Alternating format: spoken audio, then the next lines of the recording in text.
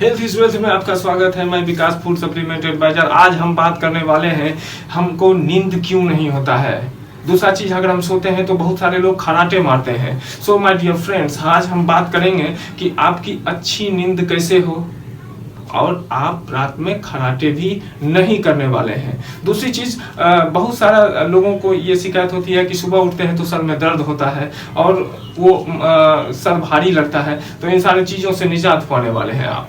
आज हम बात करते हैं वो अमृत की जो आपके घर में ही है। हाँ जी हाँ, गाय का घी। गाय का घी हल्का सा गर्म करें, नाक के दोनों छेद में डालें और थोड़ा सा ऊपर सांस लें, हल्का सा, ज्यादा जोर से नहीं लेना है क्योंकि माय डियर फ्रेंड्स वो घी जहां नहीं जाना चाहिए वहां भी चला जाएगा। सो हल्का गर्म करें घी, नाक में डालें और हल्का सा सांस ऊपर लें।